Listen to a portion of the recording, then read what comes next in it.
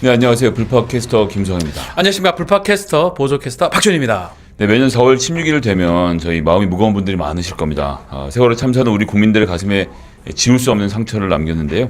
더불어민주당은 세월호 참사 11주기를 맞이해서 다시는 이런 불행이 반복되지 않도록 최선의 노력을 다짐하겠다고 다하겠다고 다짐하면서 오늘의 불파 시작해 보겠습니다. 자, 오늘은 강하게 때리고 쭉쭉 뻗어나가는 히트앤런 시간 시작하겠습니다. 방금 카메라 앞으로 난입해 들어온 부파공박학원 출신이죠 아마 HID 출신의 군 출신 요원이 등장하셨습니다. 상무팀에서 뛰다가 지금 현역으로 바로 들어왔는데 부승찬 의원님. 안녕하십니까. HID 출신은 아니고요. 정보사죠. 훈련만 받았죠. 훈련 받았다는 것도 강조해서 말씀하시네요. 훈련만 받았죠. 자, 우리 부승찬 의원님 다시금 화제의 또 인물이 되셨습니다. 그러게 말입니다. 뭐 할 때마다 계속 나오시는데 14일 국회 본회의장에서 대정부 질문하면서 충돌이 있었는데 요건 영상을 좀 보고 이야기를 좀 이어가야 될 것 같습니다. 보기 싫은데. 네.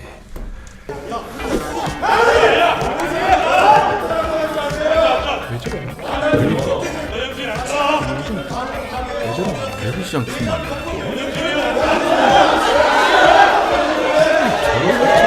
저렇게 할 이유가.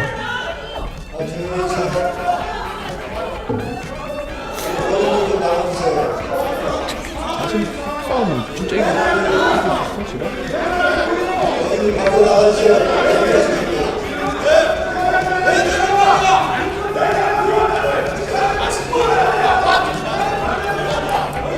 이거 다 말싸움을 하는데 혼자 몸싸움 하는 사람이 있었어요. 자신 있어. 야, 그렇지.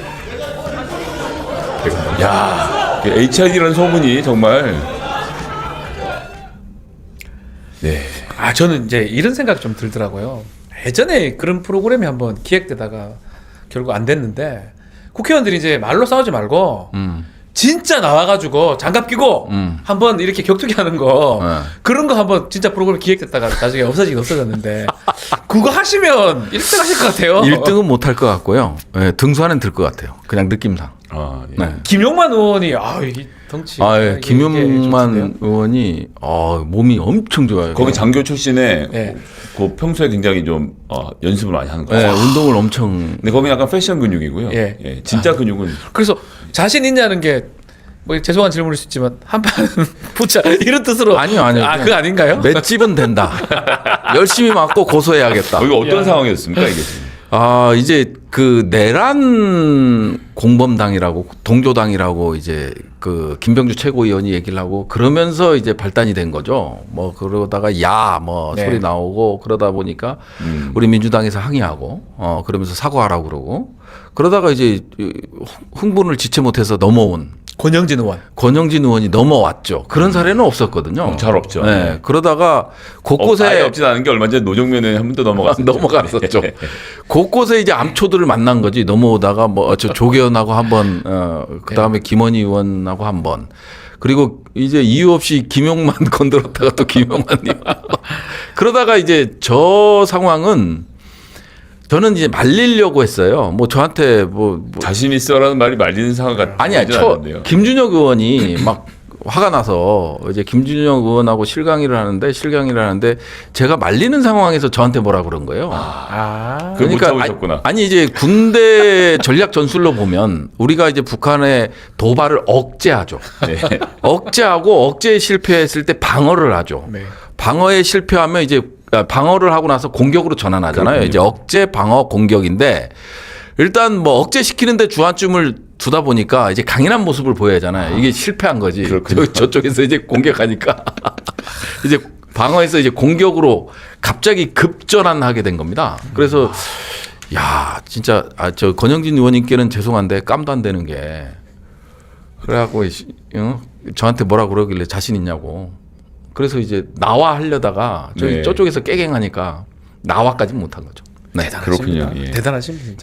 저희가 지양해야 될 문화긴 합니다만 상대방이 도발을 하면 저희가 그걸 또 그냥 좌시할 수는 없으니까요. 그렇죠. 그냥 지금 시국 자체가 그런 시국이잖아요. 그동안 민주당원들이 항상 비판받았던 게 너무 젠틀하다.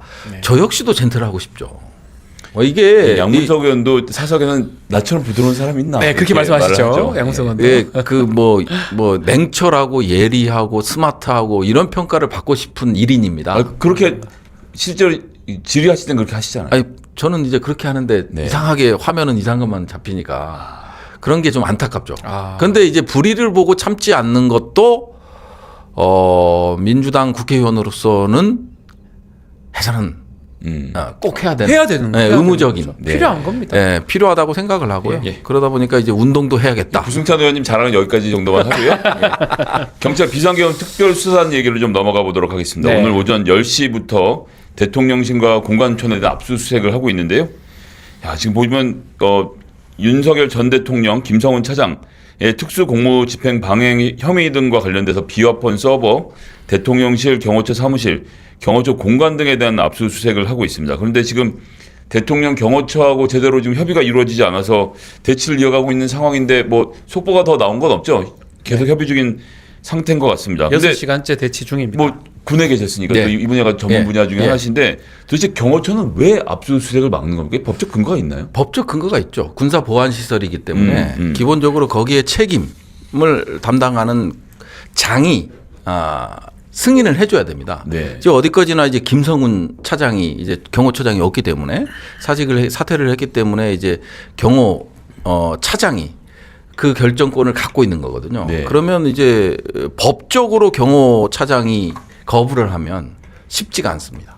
근데 대통령도 현재 거리 상태인 거 아닙니까? 아니 그러니까 그게 내려와서 지금 경호 차장까지 온 거죠. 그러니까 실제로 사실 이걸 사람 기준으로 봐야 될지 네. 장소 기준으로 봐야 될지 뭐 네. 등등 문제가 되는데 만약 사람 기준으로 봤으면 사실 대통령이 없기 때문에 그렇죠. 가능하죠. 가능할 것 같은데 네. 장소 기준으로 보고 아니 경호 책임자가 지금 거부하고 있는 그런 상황 아닌가 생각도 듭니다.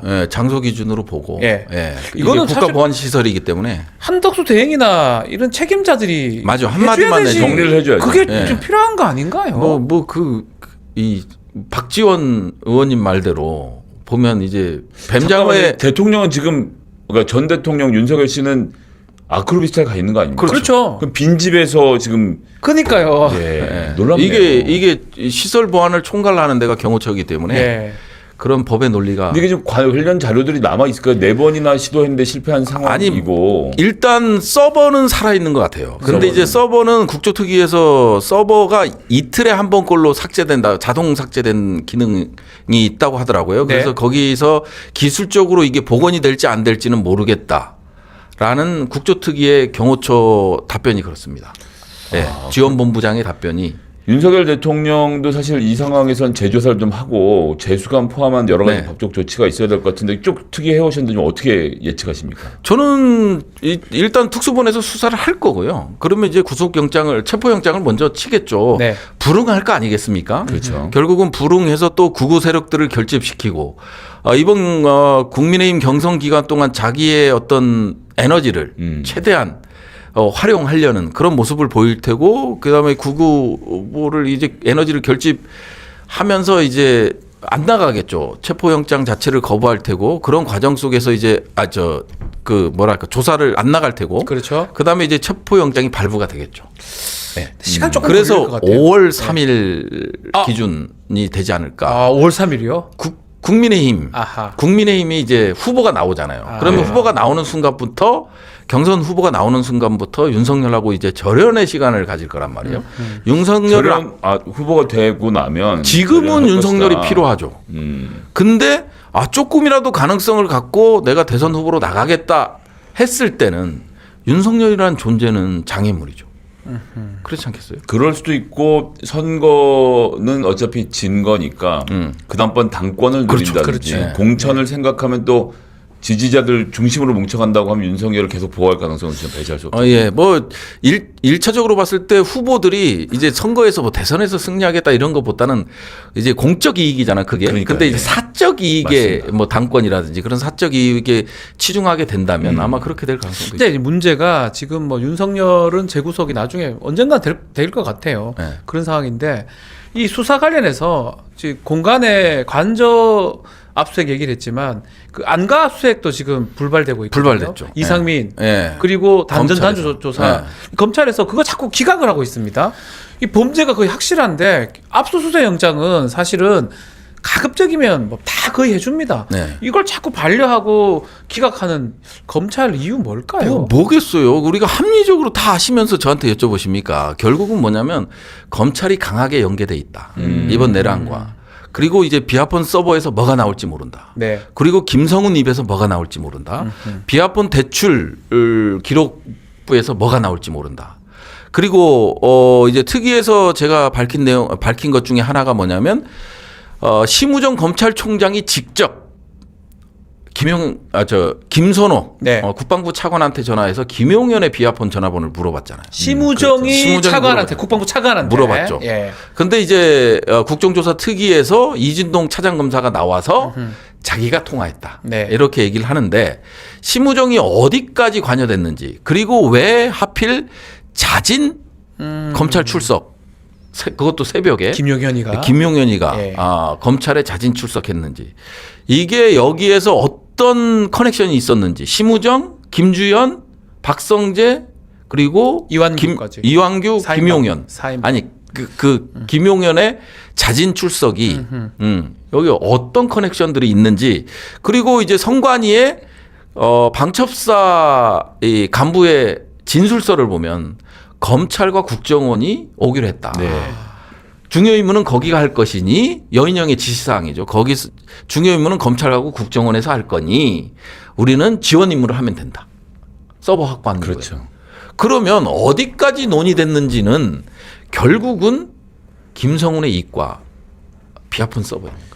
그러니까 이게 지금 그 심우정 총장이 뭐 직접 통화를 했는지 여부는 알 수 없지만 총장이 번호 알았고 차장검사가 통화했다는 거 진짜 정말 웃기는 얘기도 이게 한데다가 지 체계로 말이 안 되잖아요. 말도 안 되는 데다가 예를 들어서 의원이 전화한 다음에 보좌관이 통화했다는 얘기가 아닙니까? 네, 그럼 웃긴 보좌관이 물어봤겠지. 그것도 웃기지만 이 기본적으로 그 왜 집에 가는데 서비스 안주 많이 넣어도 이렇게 삐끼 하는 짓이에요. 저희 쪽으로 오세요. 이렇게 한 거잖아요. 이게. 맞아요. 그거 너무 정말 추잡하고 근데 비어폰 서버 내에 음성은 안 남아 있죠. 네. 그러니까 통화했는 남아 거. 있고 네, 시간하고. 문자 같은 경우는 내용이 남아 있고 네. 이렇게 저희가 이해를 해야지 비어폰 서버를 확보했다고 해서 그 안에서 녹음에 막 등장하고 이러는 걸로 오해하시면 그렇지는 안될 것 않고요. 같습니다. 예. 중요한데 사실 없습니다. 그래서 왜 검찰이 비아폰 서버에 그 목을 매는지 정말 목을 맨 김성훈의 목을 매는지 이거를 우리는 그러니까 딴 거는 몰라도 거기서 항상 막혀 있어요. 네. 검찰이. 야 이것까지는 예. 맞습니다. 용인해줘서는 안 된다 아. 하는 레드라인이 있는 것 같아요. 딱 여기거든요. 근데 김성훈 특검이 대표. 되면 이거는 당연히 해보겠죠. 그럼요. 예. 특검이 진짜 그러면 뭐 계속 특검 필요한 되면 겁니다. 이제 심우정도 포토라인에 설 거예요. 심우정은 또뭐 자녀 특혜가 있으니까. 예. 예. 자, 알겠습니다. 대선 이야기로 넘어가 봐야 될 것 같습니다. 자, 부승찬 의원님은 용인병 지역위원장 맡으셨던데요. 그거 다 하는 거 근데 아니에요? 당연한 거 아니에요? 국회의원들? 그렇죠. 다 국회의원들은 지역위원장을 당연직으로 수지 지역이죠. 네. 용인 수지. 네. 지역구 반응 괜찮습니까? 글쎄요, 워낙 강남 벨트에 묶여 있어서 여전히 이제 국힘보다는 지지율이 안 나오는 데거든요. 네. 그러다 보니까 상당히 어려운 지역구이면 분명한데 이번 계엄을 통해서 최소한 윤석열에 대해서는 상당히 강한 비토가 있다. 그거는 조금 확인할 수 있었습니다. 그러니까 할아버지들도 예. 민주당을 뭐 종북, 빨갱이 뭐 이렇게 하면서도 윤석열에 대해서는 비판하거든요. 그래서 절반은 왔다. 아. 이제 그걸 넘어서야 되는데 그게 어려운 난제죠. 그러다 보니까 지난 대선 때 이재명 대표께서 아주 큰 표차로 15,000표 이상 차로 한 지역구에서 그렇게 되기는 어렵잖아요. 그렇죠. 15,000표 차이로 이제 그 크게 졌고 수지 지역에 졌다면 용인 병 지역에 졌다는 거죠. 네, 용인 예. 병지에서만 15,000표 이상으로 졌죠. 그러니까 엄청난 거죠. 0.73 중에 상당히 엄청난. 그래서 지금 엄청 무거워요 어깨가. 어떻게 이제 이거 성적표가 다 나오는 겁니까 그러면? 이게 성적표가 나오는 정도가 아니고요. 예. 그 본인의 득표율하고 예. 대선에서의 득표율, 지방선거의 성적표가 다 계산식으로 돌아가서 다음번 공천의 심사 점수에 반영이 됩니다. 아니 그러면 자기보다 못 받으면 그렇게 그건 큰일 날 일인 거죠. 큰일 날 큰일 날 일이네요. 일이죠. 그래서 예. 저희는 일단 50% 이상을 넘기자 네. 이 목표를 일단 갖고 있고요. 50% 이상. 와. 네, 총 동원 태세를 지금 발동했습니다. 그러다 네. 보니까 명단 확보라든지 그거부터 이제 네트워크를 어떻게 연결을 한 명이 뭐 100명 예를 들어서 뭐 이런 방식으로 해서 설득 작업을 해야 된다고 계속 당원들에 대한 교육, 그다음 당원은 아니지만 친민주당 성향의 유권자들을 대상으로 해서 설득 작업에 그 기반이 될 수 있는 네트워킹 그 작업을 그룹핑 작업을 하고 있는 거죠. 우리 김성애 의원님은 네. 다시 대변인 되셨어요. 아, 예, 뭐 축하드립니다. 해임 즉시 또 다시 이어갔고요. 네. 저 같은 경우는 지역구가 이제 심상정 의원이 하시던 네. 곳이라 심상정 의원 지지세가 되게 강한데 이번에 뭐 대선 출마 안 하실 것 하시고 같은데. 정의당에도 후보가 없으니까요. 네. 지난번에 비해서 좀 성적표가 잘 나와야 되겠다는 생각이 일단 기본적으로 있고 저는 지역에서 선거운동을 길게 안 합니다. 딱 한마디만 하면 돼요. 저는 여당 국회의원이 되고 싶습니다. 아, 여당 의원이 되고 싶습니다. 심상정 의원이 뭘 잘못했다라기보다는 지난 10년 넘게 저희 고양시 덕양구가 야당 국회의원만 10년 넘게 있었던 거예요. 그리고 지역이 발전 안 된 게 눈에 보이거든요. 예, 맞아요. 그래서 어떻게 제가 동네 가면 요즘 뭐 길게 설명 안 하고 맞아요. 제가 뭐 이것도 하고 싶고 저것도 하고 싶고 그것도 하고 싶은데 여당 국회의원 잘 되지 그래요. 않을까라고 하면 제가 민주당 찍어주십시오 할 때보다 훨씬 더 박수가 뜨겁더라고요. 그러고 보니까 진짜 오랫동안 덕양구가 야당이었는데 근데 너무 오랜 시간 동안 야당이었던 것에 대한 목마름이 있어서 여당 한다고 하니까 자동적으로 좀 이렇게 마음이 돌아서는 게 있고 저 같은 경우 이제 10개 동이 있는데 네. 주말마다 2개 동씩 잘라서 당원 간담회를 벌써 다 한 번 다 진행을 해서 이제 동네마다 좀 돌아다녀 달라라고 부탁을 좀 드리고 있습니다. 우리 김시훈님 저희 지역구 의원입니다라고 감사합니다. 예. 유권자님 사랑입니다. 글도 주셨습니다. 자, 이제 문제는 국민의힘 대선 부분입니다. 한덕수가 끝까지 지금 출마 불출마 정확하게 얘기를 안 하고 얘기를 안 있습니다. 네. 아니 국민의힘 경선은 지금 시작이 됐는데 네. 8명 지금 냈지 않습니까? 네. 만약에 이 구도대로라면 5월 3일이나 그쯤에 한 달 남고 나가가지고 부전승돼 있다가 경선 통과한 사람하고 둘이 이렇게 붙는 경우도 생길 수도 있을 것 같아요. 그럴 가능성이 상당히 높죠. 지금 한덕수의 행보를 보면 물론 출마하지 않을 것이다라는 의견도 있지만 지금 국민의힘 국회의원들이 많이 달려들고 있어요. 거기다가 그러다 보니까 우리 모 의원도 이 국방위 열어야 됩니다 했더니 자기가 대선 때문에 바쁘다고 국방위를 안 열어주더라고요. 예. 그러면서 이제 추정하기로는 한덕수 캠프 국방위원장님 말씀이시죠? 그래서 원래는 국방위가 어제 열기로 했었는데 네. 여야 간사간 합의가 이루어졌는데 그 위원장한테서 위원장님. 딱 막혔어요. 그랬더니 또 한덕수 쪽에 이렇게 가 있더라고요. 일각에서는 한덕수 이렇게 총리 그 대권 계획을 김건희가 뒤에서 했다 이런 얘기가 있습니다. 한덕수 또 그 부인이 또 관계성이 있지 않습니까? 그러니까 이제 우리가 알기로는 뭐 한덕수와 윤석열의 관계는 예. 거의 뭐 이게 잘 모르는 관계고 김건희와 그 한덕수 부인의 관계가 아주 이 주술로 엮였다라는 무속 주술. 그 얘기가 많이 나왔죠. 김성현 자, 혹시 2014년에 조선일보에 났던 김영 칼럼을 또 제가 인용해 보겠습니다. 조용헌이라고 예. 건국대학교 석좌 교수인데 전공이 명리학 뭐 이렇게 이런 거예요. 이분이 그 둔갑술과 검사라고 해서 왜 손에다가 왕자 쓴 게 건진이라고 예. 조선일보 김영 칼럼에 나왔었어요. 그때 얘기가 맞아요. 그 제2모 법사가 썼다는 얘기가 나오고 그 사람이 자네 턱에 각이 진 게 후보에게 충성하겠구만 합격이라고 해서 캠프에 사람 뽑았다는 얘기를 그 조용헌이 김영 칼럼으로 실었는데 그 칼럼 아직도 있거든요. 근데 그분이 무려 2014년에 쓴 겁니다. 이 내용 보시면요. 그 꿈 얘기가 나오는데 그 바로 주인공은 한덕수 총리의 부인인 한덕수 현재 한국무역협회 회장을 맡고 있는 한덕수 씨의 부인인 최모 씨. 여긴 실명이 남다면 실명 공개 안 하겠습니다. 남편이 승진되었을 때마다 꿈꾼 얘기를 흥미롭게 들은 적이 있다는 거예요. 그래서 그러니까 이런 얘기를 하러 다니는 거야. 그래서 예를 들면 뭐 부부가 꿈에서 나오는데 조종사 권총으로 부부를 향해 쏘는 꿈을 꿨는데 이 권총이 권력이기 때문에 좋은 자리를 갈 거다. 이런 해석이 있었다는 것이고요. 그 다음에 스프링 콩콩을 타고 깡충깡충 뛰는 꿈을 꿨는데 그 다음에 남편이 부총리가 됐다는 거예요. 그래서 이 꿈을 통해서 뭔가 현몽을 꾼다 그러나요? 이런 예지몽, 현몽 이런 거네요. 예지몽 이런 게 있다라고 조영헌 씨가 지금부터 무려 10년 전에 이걸 썼습니다. 그러니까 부인이 워낙 관심이 있다는 것이 예전부터 지금 지어낸 얘기 아니면 10년 전 칼럼이 등장하거든요. 그러니까 이번에 무슨 꿈을 꿨기 때문에 이러는 것 아닌가라는 얘기가 나오는 것이고 그렇게 무속으로 엮여 있기 때문에 혹시 김건희 씨와 관계가 있는 것이 아니냐 의심도 나오고 있는데 제가 주목해서 보는 건 어제 저희 안 왔잖아요. 국정. 그 왜 두 번이 안 왔어요 지금? 현안 질의안에 안 왔는데 어제 뭐 했는지 아십니까? 광주 기아 자동차에 맞아요. 갔다가 시장 골목을 방문하려고 그걸 왜 하다가 가요? 시장을 시간이 안 돼서 못 가게 되니까 자필 편지를 보냈어요. 아. 그리고 오늘은 제가 알기로는 이제 공개해도 되는 시간인 것 같은데 울산에 갔다고 들었습니다. 이야. 이런 걸 보고 광폭 행보, 대선 행보라고 하는 거 아닙니까? 예. 헛바람이 들어 단단히 드는 거죠. 이게 울산 간 거 이제 현대중공업이 지금 그 KDDX 구축함 사업이 있거든요. 그게 이제 하나오션하고 붙고 있는데 거기에 이제 일기 안보실장인 김성환이 가 있고요. 그리고 이제 윤석열이 전격적으로 현대중공업을 방문하거든요. 이게 얼마짜리냐면 한 8조짜리입니다. 8조짜리. 사업입니다. 와. 근데 이제 보안 위기 점수가 있어요. 현대중공업이 1.8%. 근데 이 방사청도 그렇고 전부 현대중공업을 밀고 있어요. 네. 그리고 이제 한덕수가 현대중공업을 방문을 했거든요. 이런 것도 이제 관련이 있고 대선 전에 뭔가 이게 완전 대통령 놀이를 하는 거거든요. 그러면 게다가 이게 비즈니스까지 포함되는 거군요. 권한 대응이 이런다? 그러면 당연히 나는 출마할 그렇죠. 것이다라는 거를 기정사실화하는 거잖아요. 계속 이상한 행보들이 있잖아요. 유한규 지명 때부터 네. 납득할 수 없는 행동들이 계속 있어요. 한교안 때 저희가 다 봤잖아요. 네. 그 한교안도 그러진 않았거든요. 네, 맞아요. 왜 왔다리 갔다리 합니까? 자, 이 이렇게? 난가병에 걸린 사람이 예, 난가? 난가? 예. 난가? 난가? 이게 이런 병에 걸린 사람 한독수 한 사람이 아닙니다. 예. 또 새로 등장한 인물 놀랍습니다. 이거 한번 보고 가실까요? 자, 대한민국을 만들겠다는 공약은 없고 상대방 후보 이재명 후보에 대한 흠집 내기만 지금 있는데요. 지금 보시는 것처럼 영화를 영화로만 볼 수 없는 현실, 드럼통에 들어갈지언정 절대 굴복하지 않겠습니다.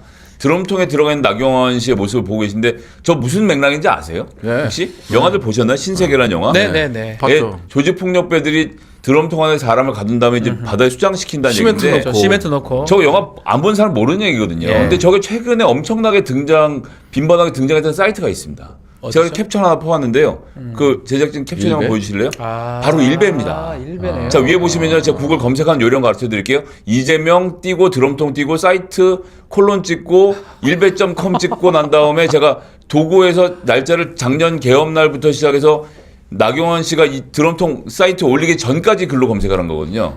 보면 이재명 드럼통각 그러니까 이재명이 누굴 드럼통에 넣을 건지 그다음에 이재명 주변 인물 드럼통 최신판 이런 식으로 해서 저 일베 사이트에 밥 먹듯 드나드는 사람들은 이재명 드럼통이 익숙한 이야기인 겁니다. 그러니까 원래는 드럼통이 언제 나왔냐 하면 예전에 장성철 그 뉴스평론 하던 사람이 윤석열 되면 나 드럼통 갈 수 있다라고 한번 얘기해가지고 윤석열이 그렇게 할 수 있다라 등등의 했던 얘기가 나왔는데 그 내용들이 다 일베 쪽으로 넘어가서 이재명 그렇습니다. 대표가 그렇게 할 것이다 라고 하는데 나경원은 그 일베 구독자입니까? 애독자입니까?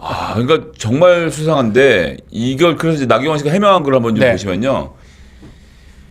이재명 후보 과거 권력은 잔인하게 쓰는 겁니다라는 말을 해서 일종의 드럼통 밈이 됐다라고 지금 주장을 하는 거예요. 근데 보셨지만 일베 사이트에서만 돌고 있는 글인 거고요. 예. 지자체장이 지역 조폭과 손을 잡고 방해되는 인물을 죽여가면서까지 대규모 개발 비리를 저지른 영화 아수라를 보면서 지금 이 후보를 떠올린 국민이 적지 않다고 하는데 자, 그런데 이거 다 일베에서 하는 얘기들인가요? 일베에서 하는 얘기고 정작 감독은 다른 이야기를 하고 있습니다. 그래서 그거 한번 저희가 준비를 했습니다. 아수라 영화를 누가 만들었냐면 김성수 감독이 만들었고 실제로 아수라 이 만들면서 누구를 지칭한 거냐? 그 박성배 시장이거든요. 네. 그래서 이재명 후보가 아니다라고 일단 얘기를 했었는데 그거를 한번 보여드리겠습니다. 여기 나오죠. 박 씨가 그냥 박근혜 이명박 저 2016년이니까요. 예. 그때 성자는 자기 성자고 배자는 이제 뭐 몰입의 배 그런 배를 네, 뜻한다. 맞아요. 그래서 박근혜 아니면 이명박근혜를 얘기하는 것이다라고 지금 알려졌는데 그 이후에 그냥 이재명 지금 전 대표로 바꾼 겁니다. 이게 사실 말이 됩니까? 근데 뭐 실질적으로 봤을 때 나경원은 관심 바뀌잖아요. 그렇죠. 관심 바뀌잖아. 자기가 뭐 될 거라고 생각하겠어요? 그러다 보니까 뭔가 관심을 바끌고 싶고 그러면 뭐 네거티브만큼 좋은 게 없잖아요. 네. 그렇죠. 지금 뭐 홍준표부터 시작을 해서 한덕수 다 이름이 거론되는데 한동훈까지 거론되는데 자기 이름은 아예 안 나와. 그러면 자가 발전을 해야 하잖아요. 자가 발전을 하는데 뭐 에너지원이 있어야 될 거 아니에요. 그러면 이재명 전 대표 같은 에너지원이 또 없잖아요. 그러다 보니까 네거티브를 섞어갖고 이렇게 하면 고발도 당하고 나는 뭐 표현의 자유를 이게 이 표현의 자유 원칙에 입각해서 했다. 그럼에도 불구하고 민주당에서는 저러고 나를 고발했다. 그렇잖아요. 고발 당했잖아요. 그렇죠. 지금 허위사실 네. 공표하고 명예훼손죄로 고발 당했잖아요. 당연히 고발돼도 싼 건데. 네. 이제 그런 거죠. 야, 이게 현직 의원 아닙니까? 그것도 수도권에 동작의 의원인데 저는 봤을 때 뭔가 합성인가 근데 진짜로 그 드럼통을 갖고 가 찍어가지고 납득이 안 가거든요. 이게 뭐 하는 짓입니까? 아니 근데 저거 올렸으니까 좋아요 따봉이 엄청 달렸어요. 그러니까 제가 조금 전에 말씀드렸던 대권 출마를 하는 게 아니라 당대표 선거를 바라보면서 출마했던 그렇죠. 사람 중에 하나가 아닌가 좀 그렇게 의심하고 있습니다. 정말 논리도 없고 지금 딱 하나만 있는 것 같아요. 그냥 이재명 후보 공격하는 것만 지금 있는 것 같습니다. 뭐 나경원 후보, 나경원 말고도 다른 국민의힘 후보도 다 그런 것 같은데 그렇죠. 그냥 아무런 얘기 없이 이재명 악마에만 악마화하는 거죠. 두는 거 이거 어떻게 좀 묵직하게 돌직구 좀 날려주십시오 두 분은. 아니 뭐 돌직구보다는 결국은 악마화라는 거는요. 처음 나왔을 때 그 인물에 대한 악마화가 가능해요. 근데 이게 잦아들잖아요. 그러면 악마화의 효과는 없습니다. 그냥 자기 지지층에 대한 호소 이것밖에 안 되는 거거든요. 그렇기 때문에 제발 정신 차려라. 저는 제가 제 소셜 네트워크에도 올렸는데 2021년 서울시장 선거 때 검증됐던 내용인데 나경원 2년간 주유비 5,700만 원 하루에 4차례 주유하기도 했다는 글이 있었는데 제가 나경원 씨 드럼통 필요한 이유가 혹시 이거 아니냐. 예, 그렇게 말씀드리겠습니다. 드럼통에다가 기름 가득가득 잘 모으셔서 큰 돈 버시기 바라겠습니다. 아유, 예. 참 답답합니다. 자, 다음은 저희가 또 헌재 얘기를 좀 그렇죠. 넘어가 봐야 될 것 같은데요. 한덕수 대통령 권한대행 국무총리 대통령 몫의 그 헌법재판관 2명을 지명한 것이 위헌을 가리는 여부 오늘 뭐 판단이 나온 것 같지는 않습니다. 네. 결론이 좀 어떻게 나올 거라고 좀 보십니까? 일단 저는 조금 아이러니한 게 기각도 아니고 각하 주장을 하는 게 좀 이해가 안 돼요. 주장이 이제 너무 어이가 없는. 예. 어이가 없잖아요. 네네. 뭐냐면 기각도 아니고 기각되면 내가 임명해도 되는 거 아니에요. 네. 근데 기각도 아니고 각하야. 그러면 스스로도 안다는 거 아니에요. 이렇게 안 된다는 거 아닙니까? 그러니까 이제 무슨 얘기인지 혹시 모르시는 분들 계시면 이완규 함상훈을 지명했다라고 말했는데 한덕수가 네. 발표는 했는데 지명은 아니었다. 약간 말장난입니다. 아니 말장난인 게 아니라 자기가 지명했다라고 그때 발표했죠. 지명했다고 나와서 써져 얘기했잖아요. 있는데요. 네. 발표한 거지 법적인 지명이 아니다라고 헌법재판소에 의견서 제출했어요. 그래서 각하해달라고 지금 네, 각하해달라고 있어요. 주장하는 거잖아요. 예. 그러니까 이게 정말 황당한 거잖아요. 네. 권한대행으로서 본인이 지명했다고 발표했고. 예전에도 그랬잖아요. 저 헌법재판관 임명 국회 추천목에 대해서는 네. 이게 그 대통령의 고유 권한에 대해서 준수할 필요가 있다고 그러고 그다음에 형식적 현상 유지만 가능하다고 권한대행은 맞습니다. 그렇게 얘기해 놓고 이제 완전히 말 바꾸기에 정말 달인이고 이거는 정말 황당 그 자체 아니에요? 자, 이 말에 머쓱해진 또 사람이 하나 있는데 네. 오늘 또 촌철 살인의 대가 우리 박지원 의원의 오늘 이완규와의 질의 영상 좀 보고 가시죠.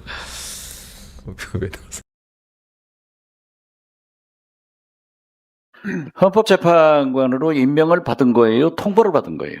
지명을 받은 거예요? 통보를 받은 거예요? 오늘 들었습니다. 박은정 의원께서 질문했지만은 윤석열 측에서 발표만 했지 지명은 안 했다.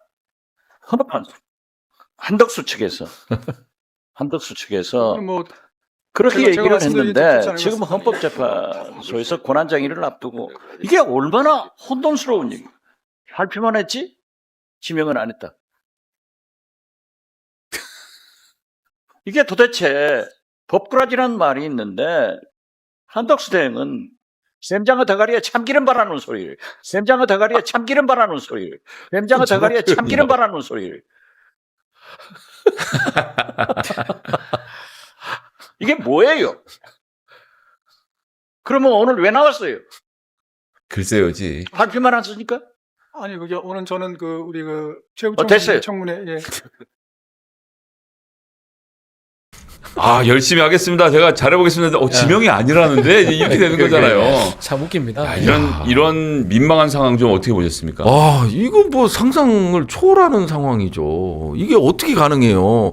분명 지명이라고 해서 대한민국이 난리가 난 거잖아요. 네. 어떻게 권한대행이 대통령의 고유 권한인 헌법재판관 임명을 할 수 있느냐. 그러다 보니까 뭐 국회의장 입법조사처의 유권 해석부터 시작을 해서 다 다 불가능하다. 헌법학자들 전부 다 맞습니다. 불가능하다. 이건 대통령의 고유 권한이기 때문에 민주적 정당성을 확보할 수 없다. 그렇죠. 이렇게 얘기를 했는데 갑자기 지명 안 했습니다.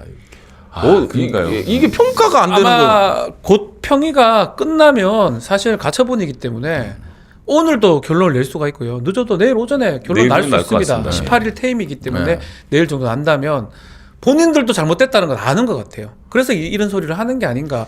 저는 9대 0으로 이게 그냥 가처분 인용될 것 같거든요. 그러고 나서 18일에 다시 임명할 것 같습니다, 여러분. 이제 사람들 빠져나간 다음에 그렇죠. 그럴 가능성이 그럴 수 없는 있겠죠. 일인 건데 이게 알박기가 거기만 있는 게 아니라 지금 보니까 그 군대 쪽에도 지금 작업이 벌어지는 것 같은데 이현규뿐만 아니라 한덕수 총리가 육군참모총장하고 연합사 부사령관에 대한 인사를 단행할 거라는 소문도 있는데 이게 사실입니까? 어떻게 보십니까? 실제 인사적인 프로시저는 거친 것 같아요. 그래서 국정원하고 방첩사가 초기에 하거든요. 그게 3월 말에 이루어졌다라는 거거든요. 연합사 부사령관이 중요한 자리인가요? 연합사 부사령관 자리, 육군참모총장 자리가 중요하죠. 그렇죠. 지금 거기가 보직 해임돼서 네네. 이게 계엄사령관으로 됐기 때문에 이제 그 대행이 하고 있는 거 아니에요. 그렇죠. 네. 이 작전사령관이 하고 있는 자리이기 때문에 육군참모총장이 정말 중요한 자리죠. 그러다 보니까 육군참모총장을 누굴 안 치고 연합사 부사령관을 안 치고 부사령관 자리는 5군 단장, 삼성 장군을 진급을 시켜서 안 치겠다. 이게 군 통수권과 관련된 거 똑같은 케이스예요, 이게. 그래서 이건 해도 되는 건가요? 그럼? 아니 안 똑같은 되는 케이스라니까요. 것 그러니까 대통령 군 통수권자는 이 군 통수에 관해서도 대통령의 고유 권한이에요. 그건 선거를 통해서 너 군 통수를 해. 국민들이 명한 거거든요. 네. 그래서 임명직에 할 수 있는 게 아니에요. 그렇죠. 그게 장관급이고. 그러니까 이런 것들을 알박기를 시도한 거죠.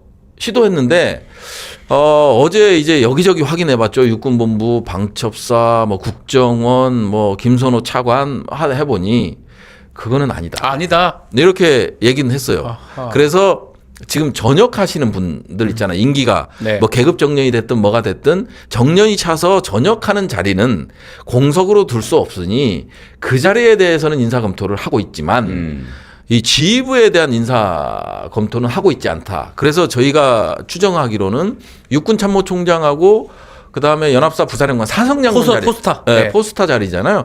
그러다 보니까 이제 제가 페이스북에 강하게 썼죠. 뭐라고 썼냐? 네. 아, 임명해라.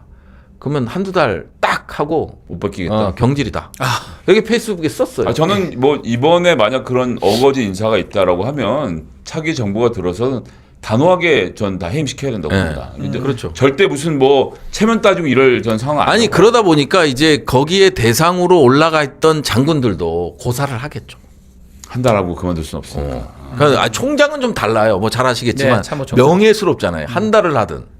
나가면 평생 총장이라고 불리죠. 육군참모총장. 육군참모총장이잖아요. 네. 그러니까 좀 다르긴 한데 그럼에도 불구하고 내란 동조자 옹호 세력이라는 낙인이 찍히기 때문에 네네. 아마 고사를 하지 않을까. 네.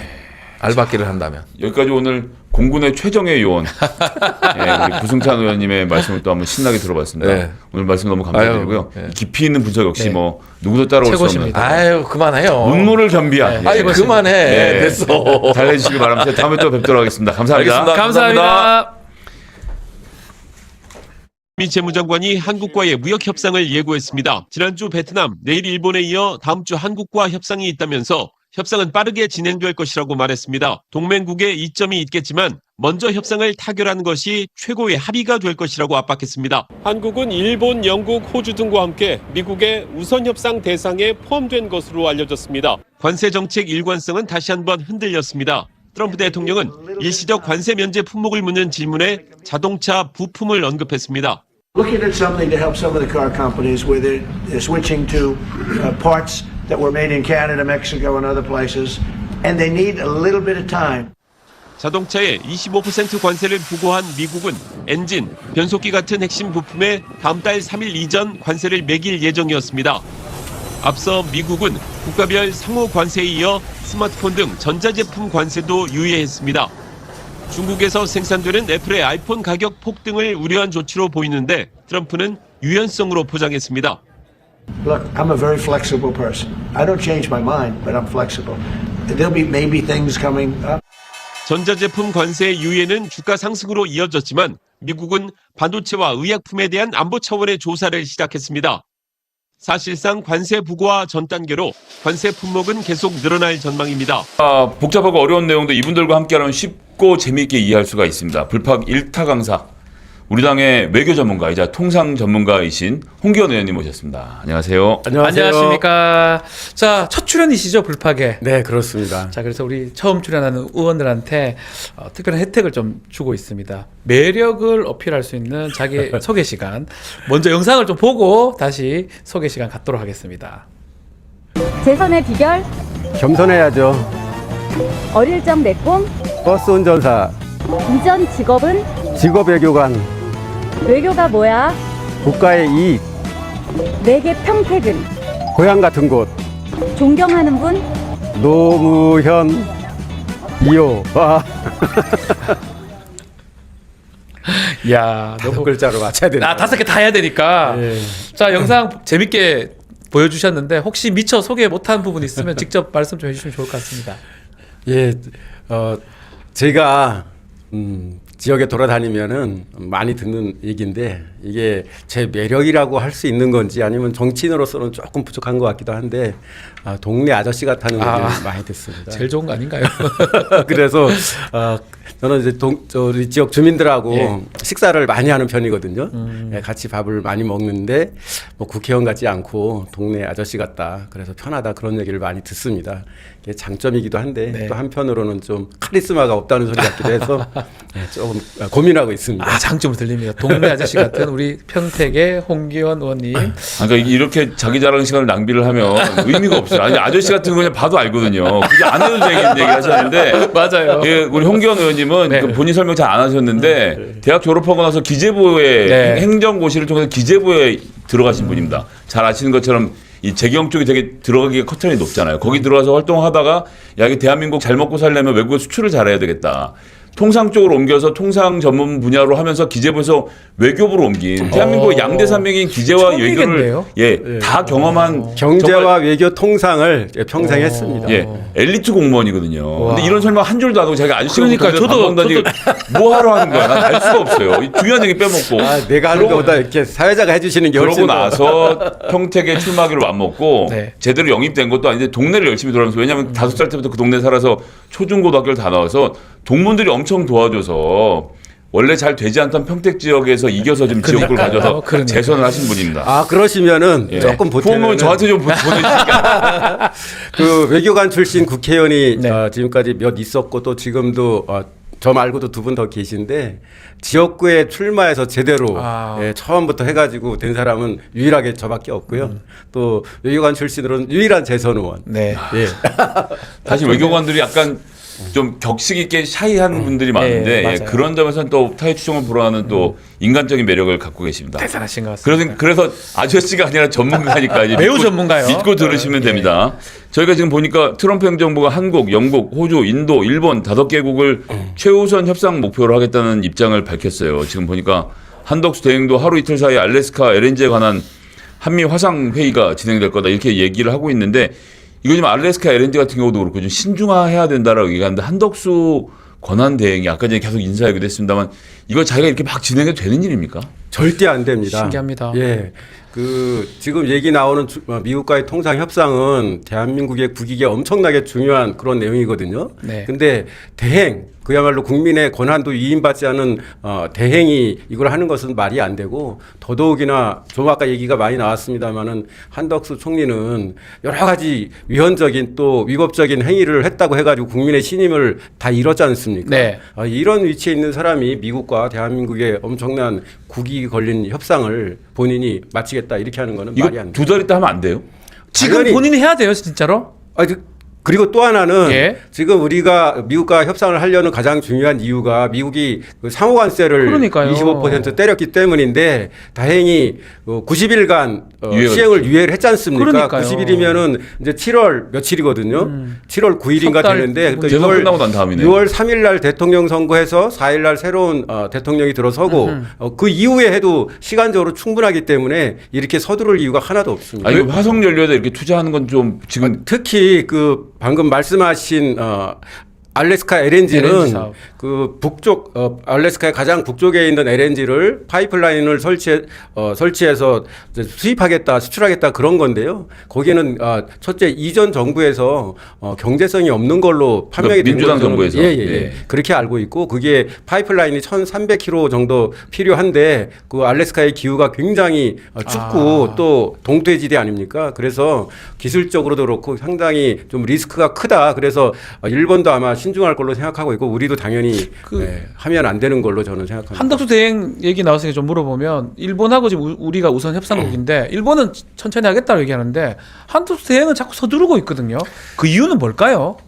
저는 좀 한마디로 오버한다고 생각하는데 오버한다. 아까 저 한덕수 대행의 그 대선 출마설 얘기가 나왔잖아요. 네. 그리고 또 트럼프 대통령하고 전화 통화한 이후에 뭐 트럼프 대통령이 그런 거 물어봤다고 하는 얘기도 대외적으로 흘러나왔는데 이런 모든 것들이 어떠한 의도가 있는 거다. 왜냐하면 정상 간에 하는 얘기는 대외 비거든요. 그러니까요. 꼭 필요한 거 아니면은 대외적으로 공개하면 안 되는데. 자기 발전, 자기 네, 자기 자가 스스로, 발전하는 그런 스스로. 얘기를 대외적으로 흘렸고 예. 그 다음에 아까 말씀드린 대로 그 한덕수 대행의 위치나 또는 실리적 측면에서 봤을 때 이걸 이 시기에 서둘러서 할 이유가 없는데 본인이 서둘러서 하겠다는 거는 뭔가 자기의 권위도 내세우면서 또 혹시라도 그 합의가 된 걸 가지고 성과로 내세워서 또 나중에 정치적으로 활용하려는 거 아니냐 저는 그러한 의심을 강하게 하고 있습니다. 자, 지금 이제 트럼프 미국 대통령이 60개 국가에 대해서 상호 관세를 부과하겠다라고 좀 밝힌 다음에 세계가 경악을 했는데 발표 내용을 좀 보고 와서 말씀 좀 들어볼까요? 81% of the cars in South Korea are made in South Korea. 94% of the cars in Japan are made in Japan. But we have to take care of our people, and we're going to take care of our people first, and I'm sorry to say that. So, if you look at that, China, first row, China, 67%. That's tariffs charged to the USA, including currency manipulation and trade barriers. So 67%, so we're going to be charging a discounted reciprocal tariff of 34%. I think, in other words, they charge us, we charge them less. So how can anybody be upset? 의원님, 저 질문 한번 드리고 싶어요. 저게 4월 2일 날 저희 발표했거든요. 2주 정도 지났는데 중국은 145%로 됐고요. 러시아는 0%고 우리한테는 25% 상호 관세 얘기를 하는데 뭡니까? 그냥 트럼프 마음대로 그냥 막 하면 되는 겁니까? 실제로 마음대로 하고 있는 건데요. 먼저 지금 트럼프가 저렇게 도표까지 갖고 나와서 설명을 하고 있는데 예. 또 우리나라는 25%, 중국은 처음에 38%, 일본 24% 네. 부과했거든요. 그걸 어떻게 산정을 했냐 봤더니 아주 간단합니다. 뭐죠? 트럼프는 환율 조작, 뭐 무역 장벽 얘기했는데 실제로 계산하는 방식은 예를 들면 미국이 한국으로부터 100을 수입했는데 그중에 무역 적자가 50이었다. 그럼 50%? 그러면은 50%가 무역 장벽이다. 근데 자기는 관대에서 친절해서 2분의 1, 25%만 25% 만다. 네, 실제로 우리가 미국한테 작년에 수출한 게 1,300억 불이에요. 근데 그 중에 660억 불이 우리가 무역 흑자였거든요. 네. 딱 절반입니다. 50%. 그게 2분의 1인 25%를 부과한 거고 중국에 대해서는 67% 저기 숫자가 아까 나왔는데 그의 절반인 38%를 부과한 건데 지금 말씀하신 145까지 올라간 거는 중국이 자기가 미국에서 부과한 거에 대해서 반격을 하니까 그러니까요. 계속 더블로 올린 거거든요. 기분 나쁘니까 이게 예, 레이스라고 그래서 하나요? 정말로 도박에? 자의적으로 하는 것이라고 밖에 볼 수 없고 다만 러시아에 대해서는 영으로 했는데 이유를 살펴보니까 네. 러시아는 이제 우크라이나를 침공한 것 때문에 미국이 사실상 러시아와의 교육이 교육을 없었군요. 거의 중단했다. 이제 그걸 이유로 발표했는데 실제로는 작년에도 35억 불 교육이 있었더라고요. 네. 근데 이거보다 훨씬 작은 나라들도 상호 관세를 부과한 거 보면 아마 그 우크라이나 그 전쟁 종전 협상 이런 것들을 고려해서 좀 일부러 하지 관세를 이 부과하지 전문 용어로는 않은 것 같다. 엿장수 맘대로 아니 뭐라고 봐야 그러니까요. 되겠네요. 하나니까 맞습니다. 그냥 막 해버리는 거잖아요. 아니 그런 관세라는 걸 또 다 아시겠지만 관세라는 것은 내는 사람이 우리나라가 내는 게 아니라 미국에서 우리 물건 수입하는 수입업자가 내는 거예요. 우리 돈이 나가는 게 그 미국인들이 모르는 사람 있더라고요. 예, 미국에는 모르는 사람들 많습니다. 예. 이거 중국에다 100% 물린다고 생각하는데 중국 물건 사갖고 가는 미국 사람이 내는 세금이라는 점을 좀 보면서 이거 어쨌거나 미국 내에서 여론도 지금 좋은 편이 아니고 물가는 오르고 있고 주가는 내리고 있는데 이 상호 관세 정책을 강행하는 이유를 좀 통상 전문가 입장에서 좀 분석해 주시면. 그러니까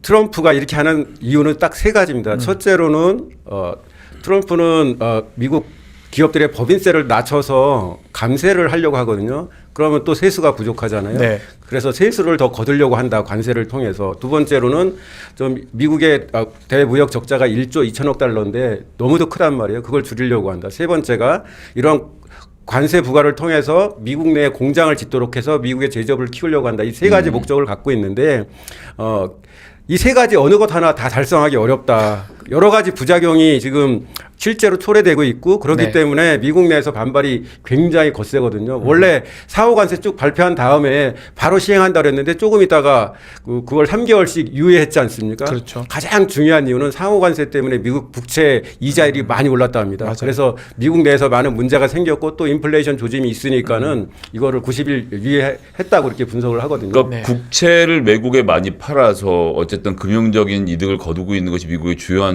수입원 중에 하나인데 그러니까요. 이게 이자율이 올라가면서 이제 예. 두려움이 부도- 생겼던 거겠죠. 이자율이 올랐다는 얘기는 미국이 그 국채에 대한 이자를 돈을 더 많이 또 갚아야 된다는 많이 갚아야 거니까요. 되니까 부담이 커지는 거죠. 금융시장이 흔들리고. 자기들 때문에 90일 유예시킨 거네요, 결국은. 그렇죠. 상황상. 상대방을 봐주기 위해서 그런 게 예. 아니고 상호관세로 인한 부작용이 너무 크게 나타나니까 네. 실제로 4월 2일 날 상호관세를 발표했는데 4월 3일 4일 이틀 동안 미국 내에서 주식 가격 하락한 게 박살나버렸어요. 6조 폭락해버렸어요. 5천억 달러입니다. 맞습니다. 거의 일경 예.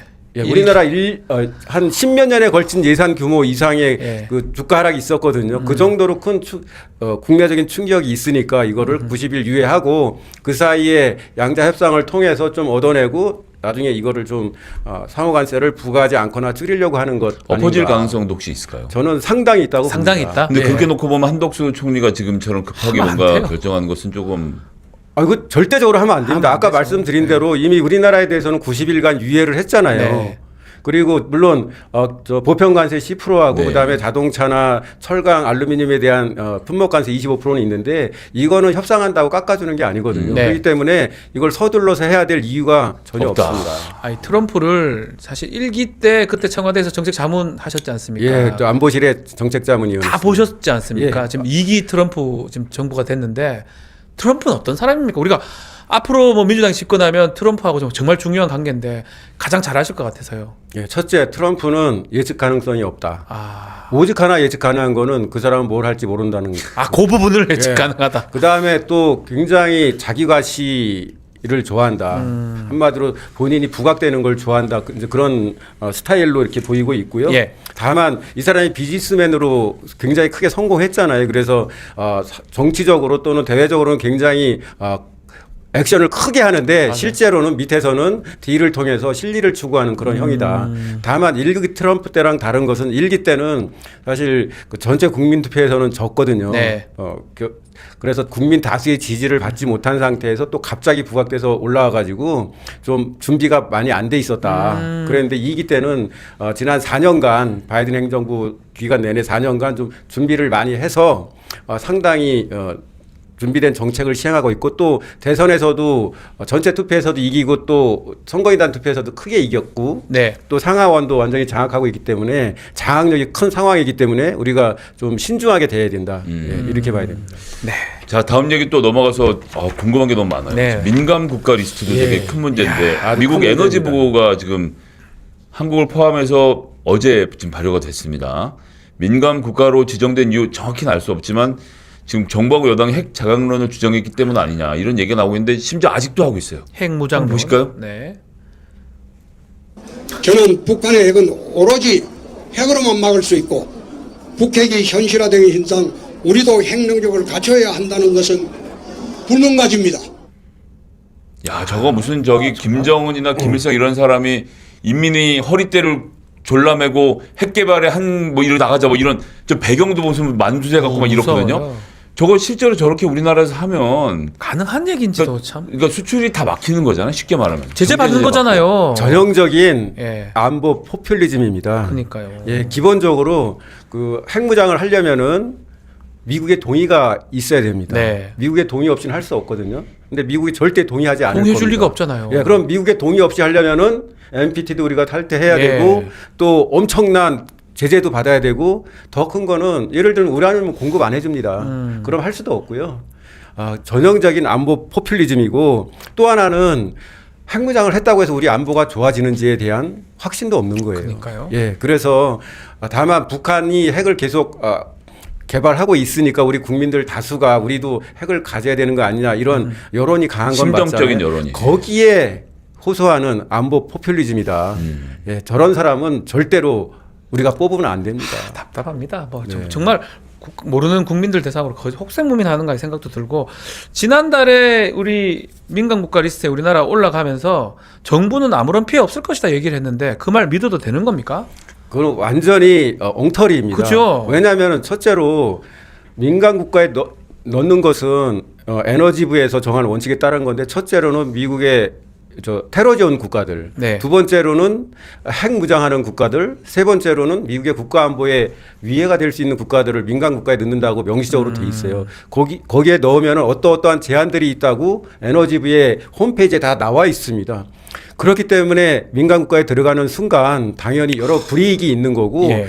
불이익을 안 줄 거면 미국 입장에서는 민간 국가 뭐로 지정합니까? 지정할 필요가 없죠. 그러니까요.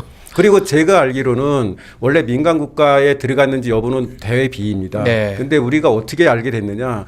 그쪽과 관련된 연구를 하는 사람이 알려준 걸로 저는 파악하고 있어요. 그럼 그 사람은 왜 우리 한국 쪽에 그걸 알려줬느냐? 민간 국가에 들어가게 되면은 큰 불이익이 있기 때문에 대비하라고 알려준 거거든요. 그렇지 않으면 우리 정부한테 알려줄 이유도 그러니까요. 없죠. 그래서 실제로 에너지부의 그 홈페이지에 보면은 아주 상당한 제약이 있는 게 명확합니다. 그러면 이거 우리가 민간 국가 리스트에서 좀 빠지도록 해야 될 텐데. 네, 먼저 저거 네네. 한번 보시겠어요? 저기 한 사례인데 네. 저희 의원실에서 정말 열심히 서치해가지고 찾아낸 건데요. 와. 미국 에너지부 산하에 핵 관련한 연구기관이 3개 있는데 그 연구기관들이 미국에 있는 대학의 그 연구소들하고 협력하는 거에 관한 그런 공고문이에요. 거기에 보면은 민간 국가의 시민이 관련된 거는 제약을 받을 수 있다. 명확하게 돼 있습니다. 그리고 그쪽에 출장을 가려도 사전 한 45일 정도 스크린을 거쳐야 되고 여러 가지 명확한 제약이 있습니다. 많네요 지금 제약들이. 인턴십, 방문, 컴퓨터 그런 거 지원도 다 해당이 안 되네요. 됩니다. 그리고 거기서 프로젝트 따는 건 당연히 해당되고 당초에는 그러니까요. 에너지부 산하 연구기관 프로젝트하고 직접 관련될 때만 제약이 있는 줄 알았더니 다 에너지부가 다. 미국 대학 연구기관과 협력하는 그런 프로그램에도 에너지와 관계 없는 것도 된다는 거잖아요. 그러니까 에너지부 산하 연구기관이 아니고 대학에. 대학의 연구기관도 학교에, 에너지부 네. 산하 연구기관하고 협력할 거 아니에요. 미국의 연구기관들이. 그쵸. 거기에 참여하는 것도 우리 민간 국가 국민들 연구자들은 제약을 받게 돼 그럼 있습니다. 연구자들이 가지 못하고 대학하고 교류하기도 어려워지는 상황이 만들어지는 당연히 그런 건데. 상황이 되는 거죠. 이거 지금 리스트에서 빠질 수 있는 사실 등재된 이유도 모르는데 빠질 수 있는 방법이 있을까 좀 예, 그게 걱정이 되는데. 더 큰 문제인데요. 지금까지 민간 국가에 들어갔던 나라들 명단을 보면 상당히 미국 입장에서 보면 안보적으로 문제가 있는 나라들이 많았어요. 거기에 우리가 들어간 거거든요. 네. 근데 이유는 명확하지 않은데 그 여러 전문가들이나 또 우리 외통위 의원들이 파악해 본 판단으로는 그 국내에서 그 윤석열 정권 또는 당시의 여당 의원들이 핵무장을 많이 얘기했잖아요. 네. 그게 가장 큰 원인이 되지 않았을까 그런 생각을 갖고 있는 건데 저희가 이 민간 국가 지정이 처음은 아니잖아요. 1981년에. 81년도에 지정이 된 적이 있는데 그때도 세월이 지난 다음에 보니까는 당시 우리가 핵무장을 추구한 게 원인이 돼서 거기 목록에 들어갔고 해제되는데 13년인가 걸렸다고. 그럼 90년대 중반까지 우리가 네. 민간 국가였던 거예요. 예, 우리는 13년. 뭐 제대로 정보가 없었지만. 예, 사실 그 박정희 정권 시절부터 우리가 핵무장을 하려는 그런 노력들을 많이 해왔잖아요. 그걸 미국이 알고 있었고 또 우려를 하고 있었고 그래서 그렇게 들어갔는데 빠지는데 오랜 세월이 걸렸는데 이번에도 윤석열 정권이 대통령도 그렇고 국방장관도 그렇고 외교장관도 그렇고 또 당시 여당 의원들이 핵무장 해야 된다는 얘기를 많이 했거든요. 네. 당연히 미국 입장에서 보면은 한국은 굉장히 위험한 나라로 보이는 거죠. 이렇게 되면 사실 외교적으로도 지금 오늘 의원님이 해주신 말씀은 쭉 정리해봐도 저희가 정권을 찾아온다고 하더라도 네. 이걸 수습하고 마무리 짓는데 정말 어마어마한 시간과 노력이 들어가기 당연히 걱정이 그렇죠. 되네요. 예.